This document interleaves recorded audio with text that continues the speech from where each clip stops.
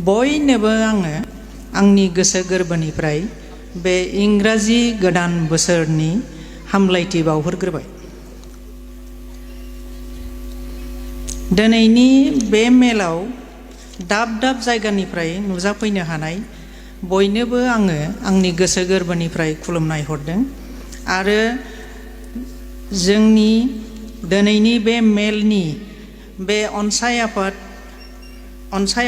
आइजो अनसाय आफादनि मेलनि आफादगिरि मुस्रिमा जुगामि नार्जारी, लेङाइ आफादगिरि आइजो लाइमोन गांखं नेहाथारि बिथांखौबो आङो खुलुमनाय जासिबाय। आरो जोंहा दङ बेहाय बे दिनैनि बे गोथार मेलाव नुजाफैनाय फुजिजाथाव आफामोन, आइमोन आरो बिब' बिनानावमोन। दिनै आंखौ बे बाथौ शिब धोरोमनि मेलाव गाहाय आलासि हिसाबै आंखौ लेंनानै लाबोदों। नाथाय धोरोमनि बागै आङो एफाग्राब माने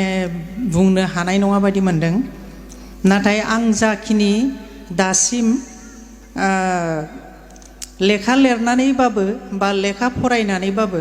आं जिखिनि गियान मोननो हादों बेखौनो आं नोंथांमोननो बुंनो थाखाय गसंबाय। माबाफोर जुदि गोरोन्थि जालाङोबा निमाहा बिखाबोनाय थाबाय। नुजाफैनो हानाय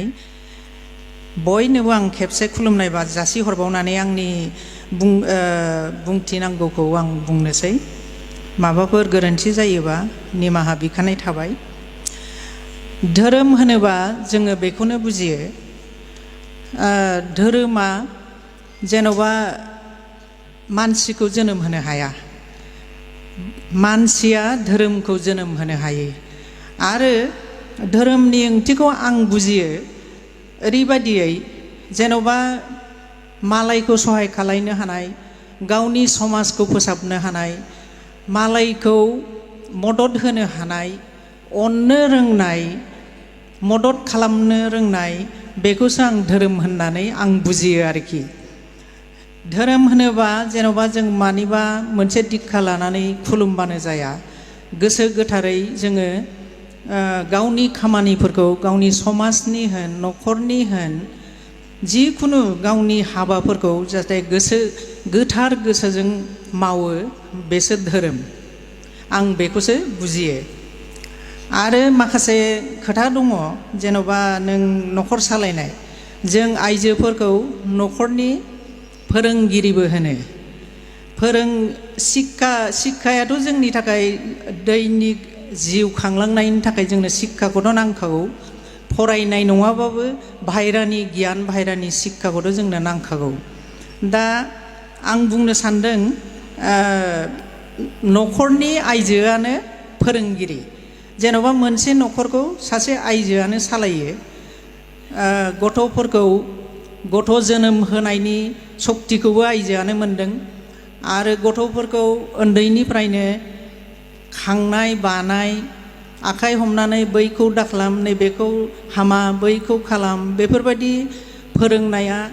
न'खरनि बिमायानो फोरोङो। नंखायनो न'खरनि आइजोखौ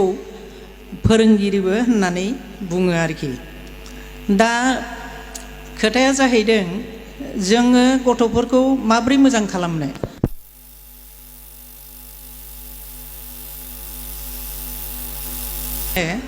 आंबो उन्दैनिफ्रायनो शिब फुजा खालायबोदों। आंखौ रावबो फोरोङाखैबो, गुरुबो गैया।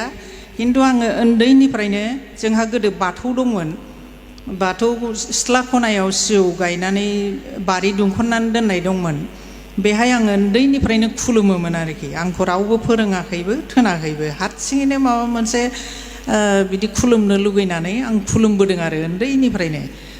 बेनिफ्राय आङो आंनि मोनसे माबाखौ आं खोन्थानोसै। आबैया आंखौ हाथायाव लांफायोमोन,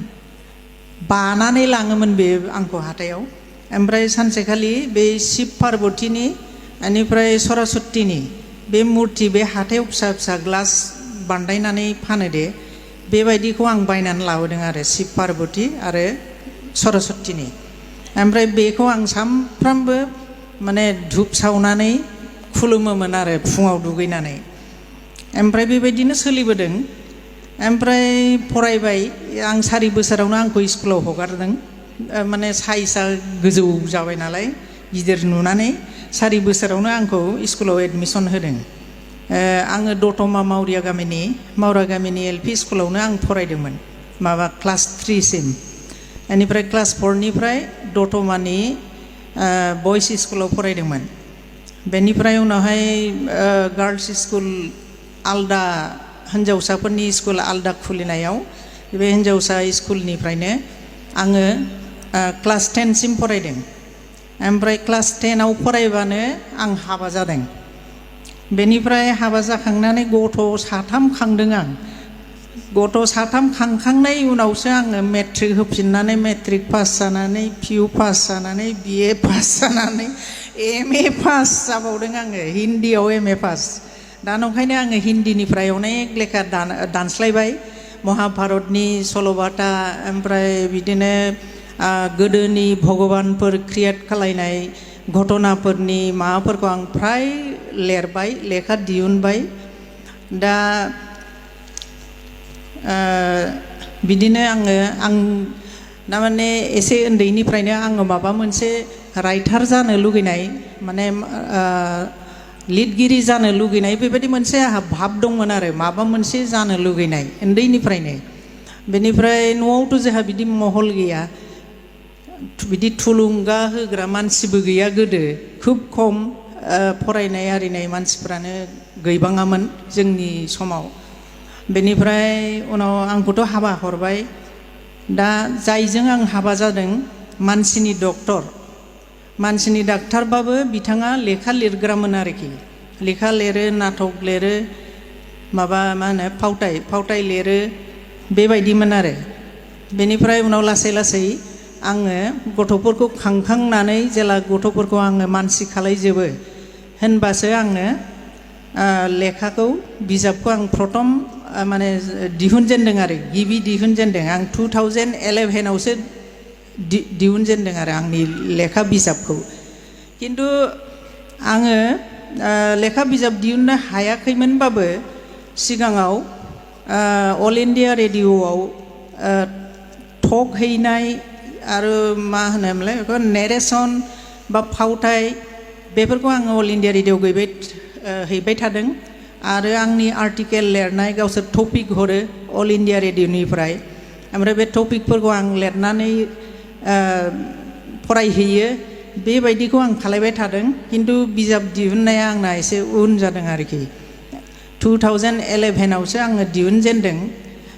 माइदांस्रि सनानि सुंलु होननाय मोनसे सल'मा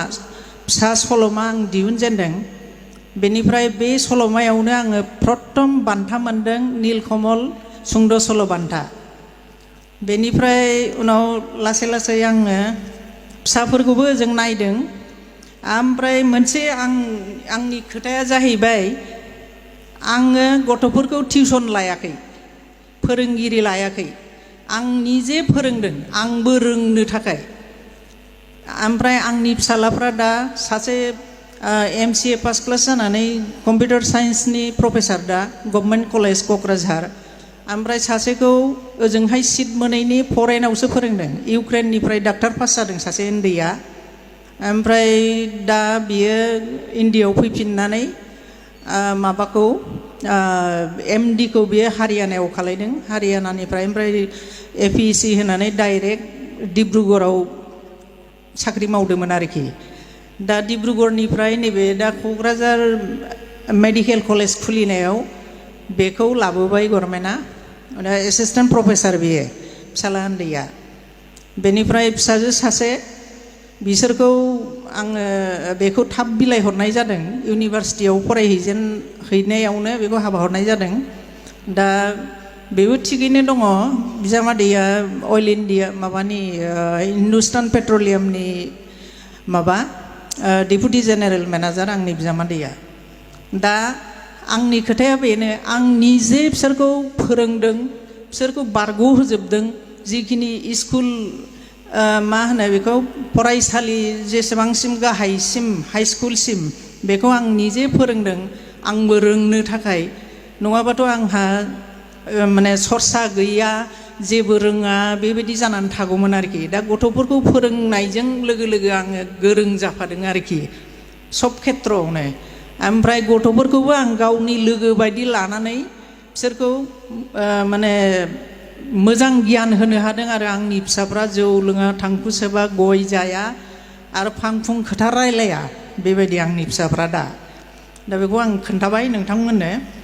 ओमफ्राय दा बे खोथाया बिमानि सायाव सोनारो बिमाया उन्दैनिफ्रायनो फिसाखौ लोगो लाफायाबा फिसाखौ लोगो बायदि खाङाबा मानसि खालायनो हाया जेन'बा खोथा खोनासङै जागोन नङाबा माबागोन लोगोफोरजों थांगोन बबावबा माबागोन बेफोरबायदि जालाङो आरोखि दा नंखायनो बिमाया उन्दैनिफ्रायनो बिमाफ्रा एकदम गावनो सम मोनोबा हायोबा फोरोंनो निजे नाजानांगौ उन्दै समाव दाथ' नुनो मोनो माबा नार्सारिनिफ्रायनो टिउसनाव लाङो गथ' गोरलैखौनो दा बेफोरबायदि जाहाथे खालायनाङा सम मोनोबा बिमाफ्रानो फोरोंनांगौ होमबा लोगो बायदिबो जाबाय ओमफ्राय नोंबो रोंफाबाय बिमायाबो बेबायदि आं बुजियो आरोखि थारमाने आंनि खेथ्रआव बेफोर जाजोबदों आरोखि बेनिफ्राय दा आंनि न'खराव खुनु बिदि निसा जिनिस माबा जिनिस बेफोर खुनु माबा गैया बेबहार गैया आं बाउन्डारियावनो सोहोआ बेफोरखौ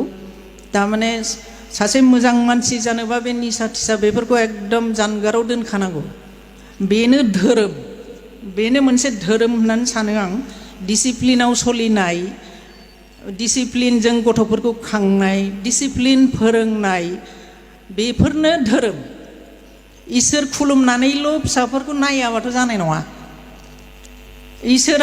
इसोर खुलुमनाया जोंनो मानो नांगौ इसोर खुलुमनायखौलाय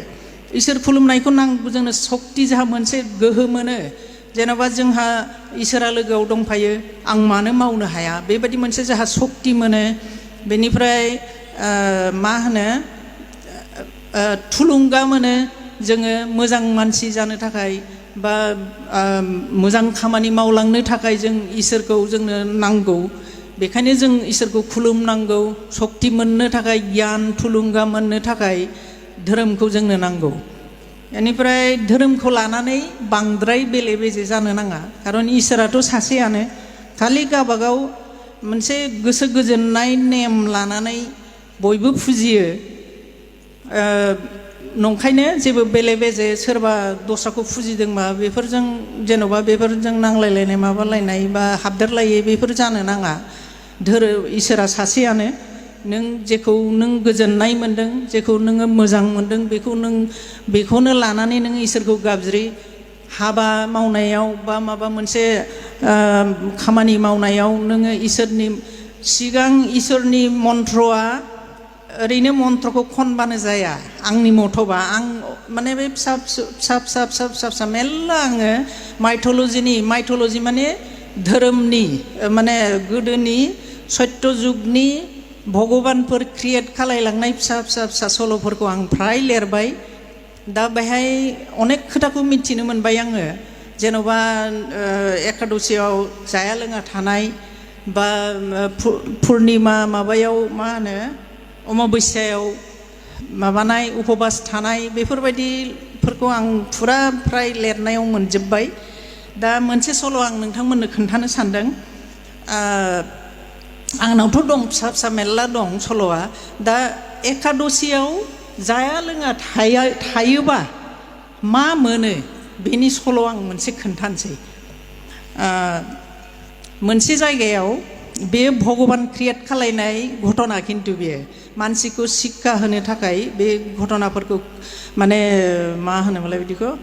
सोरजिनानै गालांनाय भगबानफोर सोरजिनाय माबा आरो बेयो सल' मोनसे रायजोआव बे महाबाहु होननाय सासे राजा दंमोन आरोखि बे राजाया ओरैबायदि माने दान होयो आरो गाव सोरगोबास मोननो थाखाय माने होयै बेहा गावनि राजानि बाख्रिनि माबायानो जोबजोब्बाय बेनिफ्राय बियो मा खालायबाय बे न' सिंनि एसे दाम गोसा गोसा थोरसि खुरै गासिबो बे बिदि दान हरजोब्बाय दान होयो होननायखाय सादुफ्राबो फैयो आरो दस्रा सादु नङैयाबो फैयो बयनोबो बे दान हरो आरो मानो हरो गाव सोरगोबास मोननो थाखाय पुण्य मोननो थाखाय बेनिफ्राय दाना बिदि हरै हरै जोबजोब्बाय बेहा मानसिया एसे दाना एसे देउलिया जाबाय माने देउलिया माने खर'आ मारैबा जालांबाय आरोखि बेना रेजें जालांबाय जेबो गैला आंनाव बेबायदि मोनसे बेनाव फैबाय आरोखि गोसोआव बेनिफ्राय सानसेखालि मोनाब्लि समाव सासे सादु फैदों आरो सासे ब्राह्मण फैदों फैनानै बियो राजाखौ बुंफैदों आरो महाराज नोंथाङा माथो बयनोबो माबा हरदोंनो दान हरदोंनो नंखायनो आंबो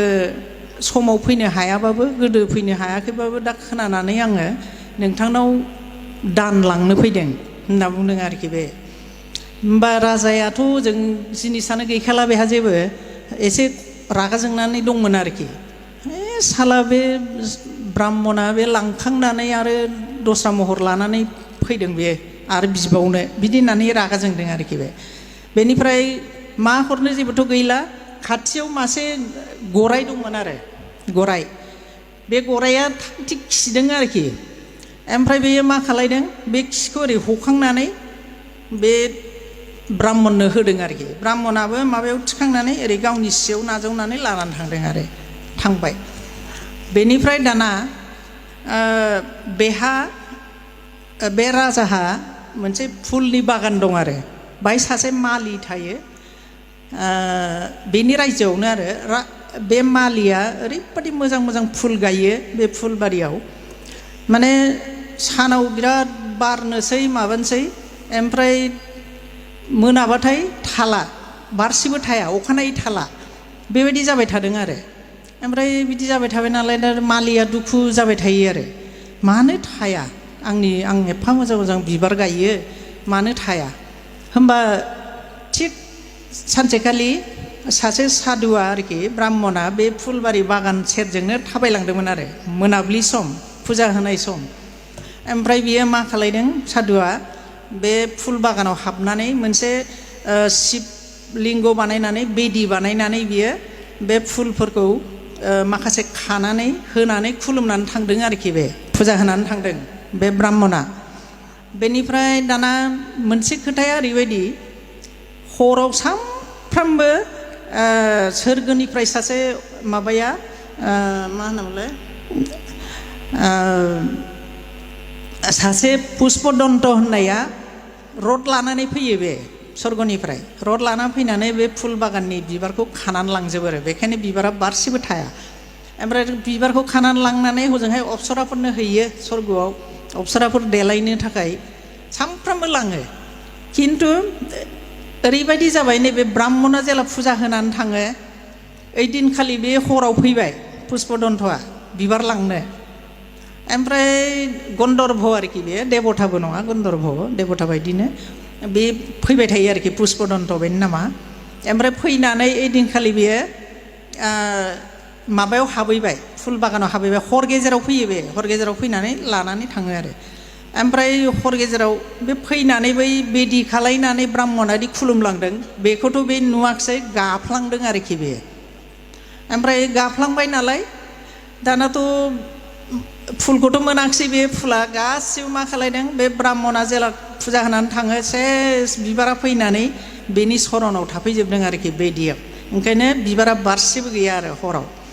ओमफ्राय दाना पुष्पदन्तआ बिबारखौथ' मोनाखिसै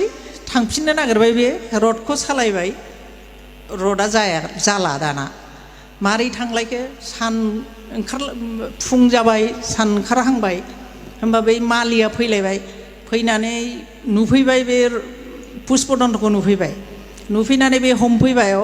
नोंसो आंनि बिबारखौ खावबाय थायो थ' जोंनि महाराजानाव थांनानै माबा खालायनांगौ बिसार खालायनांगौ आं नोंखौ हगारनो हाया होननानै बे हमनानै लांबाय आरोखि बेथ' खारनोबो हाला रडा जाला नालाय बेनिफ्राय राजानाव थांबाय बे महाबाहु दान हरग्रा राजानाव बेनाव थांबाय थांनानै राजाखौ बुंहैबाय नैबे आंनि बिबारखौ खावनानै लांबाय थायो सिखाव बियो आं दिनैसो हमनो मोनदों नोंथाङा बिसार खालामना होनांगौ जाबाय आरोखि ओमफ्राय होमबा बे राजाया सोंबाय बे माबानाव पुष्पदन्थनाव सोंबाय आरो नोंथाङा मानो बिबारखौ खावनानै लाङो आरो नोंथाङा मबेनि मा सोर नोंलाय होननानै सोंबाय आरोखि ओमफ्राय आं पुष्पदन्त आं सोरगोनिफ्राय फैयो रथजों हराव आङो बिबारफोरखौ खानानै हरावनो आङो थांफिनो जाबाय आरोखि होमबा दिनै मानोथो थांफिनदिया नोंलाय होननानै सोंबाय राजाया होमबा बे होनबाय दिनै आंहा मोनसे जोबोद गाज्रि माबा जादों माने घटना जाथाय जाबाय आरोखि मा जाथाय बे फुल बागान सिङाव सासे बेदि दानानै फुजा होनानै गालांदोंमोन आं बाहाय हराव खोमसियाव नुवा माया गाफ्लांदों बेनि थाखायनो आंहा दिनै पाप जाबाय आंनि रथआ सलियाखिसै जाबाय आरोखि ओमफ्राय हाब सोरगोनिफ्राय फैदों होनबाय नालाय बेहाथ' बिराद खुसि जाबाय ओमफ्राय गाव माबा मा होनो सोरगोबास मोनगोन ना मोना सोंबाय बेनाव पुष्पदन्थनाव बे राजाया महाबाहु राजाया हाब नों सोरगोनिफ्राय फैदों बिदिबा आं सोरगोबास मोनगोन ना मोना नों बुंनायसाय खिन्थानायसाय आंथ' बिराद दान होबाय बयनोबो माने दान होयै आंहा जोबजोबलायबाय होमबाथ' आं सोरगोबास मोनगोन ना मोना नोंथाङा बुंनायसाय जाबाय आरोखि होमबा पुष्पदन्थआ होनबाय हाब आंथ' बुंनो हानाय नङा आङो सोरगोआव थांनानै माबानाव इन्द्र राजानाव आं सोंहैगोन ओमफ्राय बिथाङासो खोन्थानो हागोन ओमफ्राय आं नोंथांनो खोन्थाफैगोन जाबाय आरोखि ओमफ्राय राजाया बुंबाय आच्छा नोंथाङाथ' सोरगोआव दा मारै थांबावनो रथआथ' नोंथांना जाला होमबा माबा मोनसे उफाय दं नामा जाबाय होमबा पुष्पदन्थआ होनबाय जागोन आंनि रथआ जागोन खिन्थु जाया लोङा थानाय माने सासे हिन्जावनि आखाइजों दांबानो बे रथआ जाफिनगोन होनदों आरोखि ओमफ्राय दाना सोर जाया लोङाबालानो थादों एकादशी मोननै दिनखालि एकादशीयाव जाया लोङा थादों आरो सासे सिख्ला बे सिख्लाखौ दाना सान्थ्रिफोरखौ नागिरनो थिनहरजोब्बाय राजाया ओमफ्राय नागिरनानै मोनहैबायबो आरो लानानै फैबाय थारमाने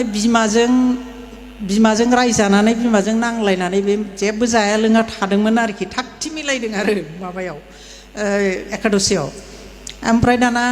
फैनानै बे दांबाय रथआबो जाफिनबाय आरोखि जानानै दाना बुंबाय हाब आं सोरगोबास मोनगोन ना मोना नोंथाङा एकदम राजा इन्द्रनाव सोंनानै आंनो खोन्थाफैथारनांगोन जाबाय आरोखि दे जागोन आं थांग्रोनि जाबाय आरो थांनानै दाना बेयो पुष्पदन्थआ इन्द्रनाव सोंहैबाय ओरै घटना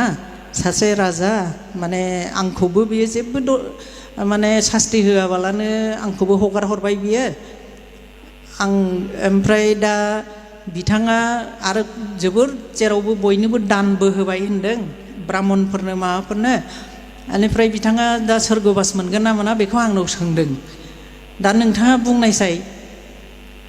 इन्द्रराज जाबाय आरोखि होमबा इन्द्रआ होनबाय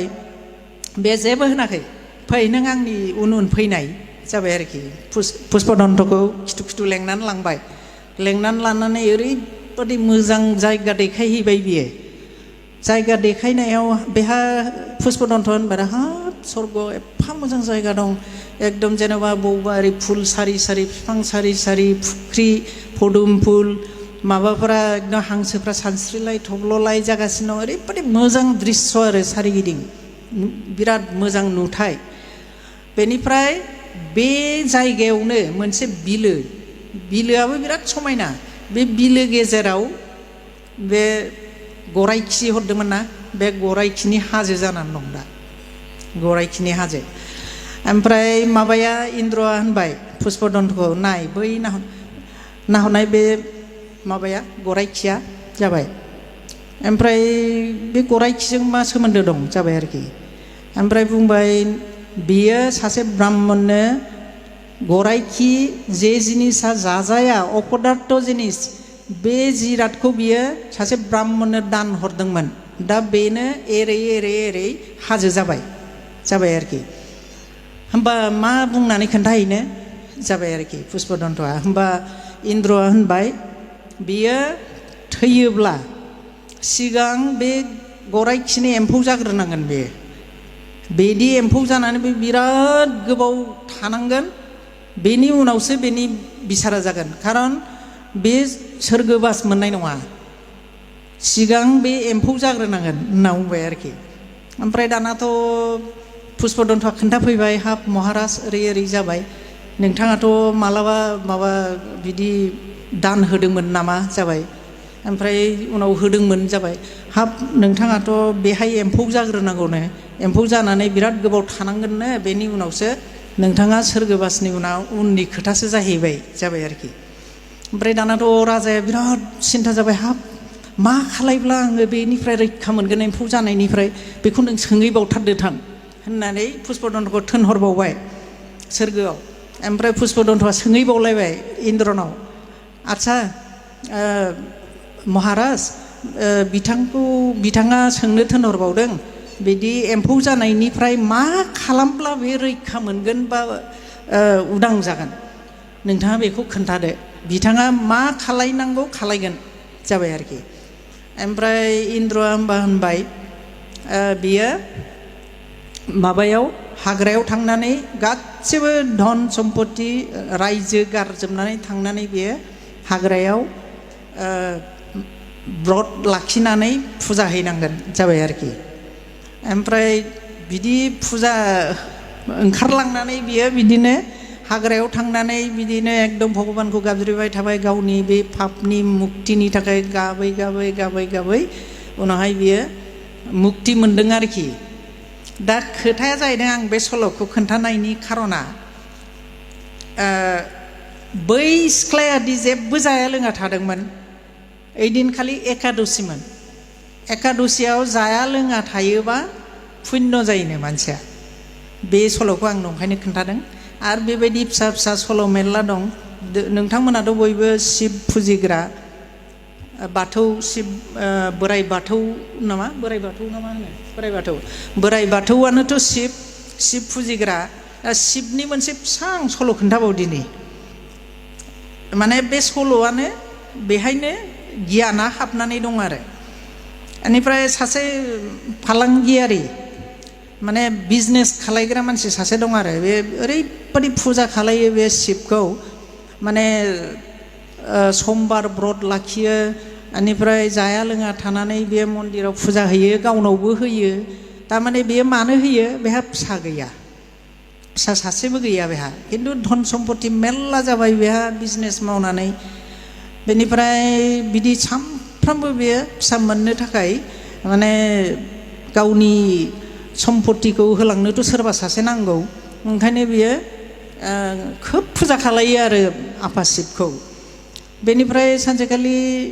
भगबान माबाया बिमा पार्बतिया शिबखौ सोंबायनो हाब नों एफाग्राब नोंनि ब्रत लाखियो नोंखौ फुजा होयो बिनि बोर बिनायखौथ' नों होनो हायोना होननानै पार्बतिया बुंदों आरोखि आफा शिबखौ होमबा आफा शिबा होनदों आरो आं हरनोथ' हागौ बेनो फिसाला खिन्थु बे फिसालाया 12 बोसोरल' थागोन 12 बोसोरनि उनाव बे फिसाला गैयि जाफिनगोन बिदि होनदों आरो ओमफ्राय थेवबो पार्बतिया बुंबाय आरो जायखिजाया नोङो बेनो फिसालाखौ हरदो होननानै बुंदों आरोखि आफा शिबखौ बुंदों बिमा पार्बतिया बेनिफ्राय दाना मोनमारबायबो आरोखि एकदम बिराद सुन्दर फिसाला एकदम मोनबाय दाना ओरैबादिलाय बै हजों बिमा पार्बति आरो माबाजों शिबजों रायलायनाय खोथाखौ बे गथ'नि बिफाया फालांगियारिया बेयो गासिबो खोनाजोबदों आरोखि बेखौ खोनाहोदों आरोखि भगबाना खोनाजोबदों बे फिसालाया 12 बोसोर जाबानो थैगोन बिदि होननायखौ बे खोनादों आरो नंखायनो गथ' फिसाला मोननानै जि खुसि जि माबा जाहोनाय लोंहोनाय बिराद माने फुजा फाथल बिराद फुर्ति खिन्थु बियो बिफाया बिजनेसमेना बे खुसिबो जानो हायाखै दुखुबो जानो हायाखै आरोखि बे खिन्थु बे गावनि शिब फुजाखौ बे जेब्लाबो नागाराखै गाव जेरै फालिबोदों गोदोनिफ्राय समबार ब्रत लाखिदों बिदिनो मन्दिराव थांनानै फुजा हैनाय सामफ्राम बे समबारबाथाय बेबायदि नेमखौ बेयो नागारथाराखै आरोखि खोनादोंबाबो बेनिफ्राय दाना फिसालाया जेला 11 बोसोर जायो होमबा बिसिया बुंदों आरोखि फालांगियारिनि बिसिया गोदोथ' उन्दैयावनो हाबा होयोमोन नालाय गोदोनि दिनाव बेनिफ्राय बुंबाय जोंनाथ' फिसालाया 11 बोसोर जाबाय माने 11 बोसोर जाबाय जोङो बेनो हाबा होनांसिगौ जाबाय आरोखि बिमाया बिफानि सिगाङाव होनदों आरो ओमफ्राय बिफाया जेबो होनाखै औबो होनाखै नाङाबो होनाखै जेबो होनाखै आरोखि खालि बे बुंदों आङो माबाखौ लेंहरदों नोंनि फंबायखौ बिमायखौ बियो माने बेखौ लानानै थांगोन खासियाव लानानै थांगोन बे माबानो थाखाय गियान अर्जननि थाखाय आरोखि खासियाव बिमाया लानानै थांगोन 11 बोसोराव दाना मा जाबाय जेला थांबाय थायो बिसोरो गोदोथ' गारि घरा गैया जेराव मोनायै बाहाय हर थानांगौ बेबायदि थाबायनानै थांबाय लामा बिदिनो फुजा होयै थांबाय बिमायजों बै माबाजों फिसालाजों बेनिफ्राय दाना मोनसे जायगायाव ओरैबायदि लोगो मोनहैबाय मोनसे नोगोराव ओरैबायदि लोगो मोनहैबाय सासे राजानि फिसालानि हाबा जागासिनो दं राजानि फिसालाया मेगन थाइसे खाना बेनिफ्राय दाना मा जाखो राजा बै मेगन खाना पार्टियाथ' फैबाय बे जायगानि राजानि फिसाजोखौ हाबा खालामनो फैबाय आरोखि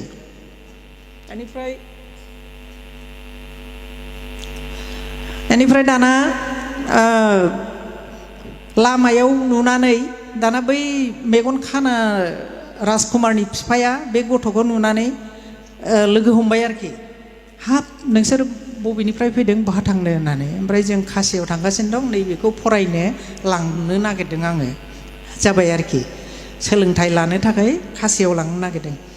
बेनिफ्राय दाना र' नोंसोरो जोंखौ सहाय खालामनो हागोन नामा जाबाय आरोखि ओमफ्राय बिमाया सोंबाय मा सहाय खालामनांगौ बिमाया होनबा राजाया होनबाय माने आंनि फिसालाया मेगना फारसे गाज्रि दा बै गेटआव दा बरायब्ला मेगन खाना नुबाथ' हाबाया जानाय नङा नंखायनो बे गेटआव बे नोंनि बिबोनायखौ आङो हौवा गोदान खालायथ'नोसै जाबाय आरोखि ओमफ्राय दे जागोन माथो जानो बेथ' मंगल खामानिसोना खालायजायो होननानै बिसोरो बे गथ'खौ माबाबाय गेटआव जेला बरायो बिसोरनाथ' मोखां माबायोना ओमफ्राय जेला बरायो ओमफ्राय बिस्राथ' बिराद फसायबाय बे गथ'आथ' बिराद सुन्दरथार नायनो मोजांथार ओमफ्राय दाना उनाव आरो राजाया मा सानलायखो बे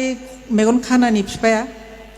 हाबाखौबो नोंसोरजों लानायानो साबसिन जासिगोन नामा बे गथ'जोंनो जाबाय आरोखि ओमफ्राय दाना बिमाया जाबाय हाब बेथ' एसे दिगदार जागोन ना नङा आं नोंसोरनो बिराद फैसा हरगोन जेबो सिन्था दाखालाय हाबाखौबो बेजोंनो होनोसै जाबाय आरोखि गावस्रा हिन्जाव गोदानखौल' लानानै थांसै बेनिफ्राय दाना हाबायाबो जाबाय बेजोंनो बै फालांगियारिनि फिसालाजोंनो बेनिफ्राय दाना हाबा जेला जोबो होमबा बै हिन्जाव गोदाननि सुरनियाव बै गथ'आ लिरनानै गालांदों आरोखि नोंथांनि हाबाया आंजोंसो जादों खिन्थु नोंथांनि माबाया राजकुमारा मेगन थाइसे खाना नंखायनो आंखौ लानानै हाबाखौ खालायदों आं सैथो खोथाखौ खोन्थालांनोसै होननानै बे लिरनानै गालांदों आरो सुरनियाव ओमफ्राय बिसोरो बिदाय लानानै ब्लद थांबाय बिबनाय ओमफ्राय जेला बे हिन्जावसाया राजकुमारिया नायसनबाय सुरनियाव हाब माथो बिदिबा हाबाया दस्राजोंसो जादों बिदियाथ' ओमफ्राय आफानो खोन्थानांसिगोन जाबाय आरोखि राजानो खोन्थाबाय ओमफ्राय गैया हराखिसै बिसोरो दस्राजों हाबजानाय दस्राजों जों मानो हरनो आरो बेबो मेगन थाइसे खानाबाव हराखिसै आरोखि ओमफ्राय दाना नै बिस्रा हरै खासियाव सहैबाय फरायनाय गुरु आश्रमाव थांनानै गुरुफोरजों बिदिनो धोरोमनि सोलोंथाइ बायदिसिना सोलोंथाइ लाबाय आरो 12 बोसोर जाबाय गथ'आ 12 बोसोरावथ' बे थैनांगौ शिबा बुंखानाय शिब आफाया ओमफ्राय दाना मोनसे यज्ञ खालायगासिनो दंमोन आरो बिमाया खिन्थु मिथिया दे खोथाखौ बे 12 बोसोराव थैगोनखौ खालि बिफायाल' मिथिगौ बे गथ'नि बिफायाल' मिथिगौ बिमायाबो मिथिया बिमायाबो मिथिया बेनिफ्राय दाना बिमाया जायखिजाया बे मोनसे माने ब्राह्मणफोरखौ लेंनानै माबा खालायदों आरोखि यज्ञ खालायदों आरो ब्रह्म यज्ञ बेनिफ्राय दाना बे यज्ञ खालायबाय थानायावनो बेथ' 12 बोसोर फुरा जाबाय गथ'आ बेनिफ्राय बे गोसोखौ देहाखौ बिराद गाज्रि मोनबाय आरोखि ओमफ्राय बिमायखौ बुंनानै आं एसे मारैबा मोनबाय आं न'सिङाव थांसै नामा होननानै दे थांनानै उन्दुहैथां जाबाय आरोखि बिमाया ओमफ्राय दाना थांनानै उन्दुहैबाय बे थैनानै थाबाय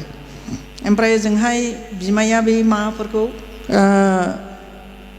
थांनानै नायबा बे थैनानै दं आरो ओमफ्राय ब्राह्मणफोरनो खोन्थायाखिसै बियो फैनानै बिसोरखौ बिदाय हरनानै ओमफ्राय थांनानै जि गाबैबाय बियो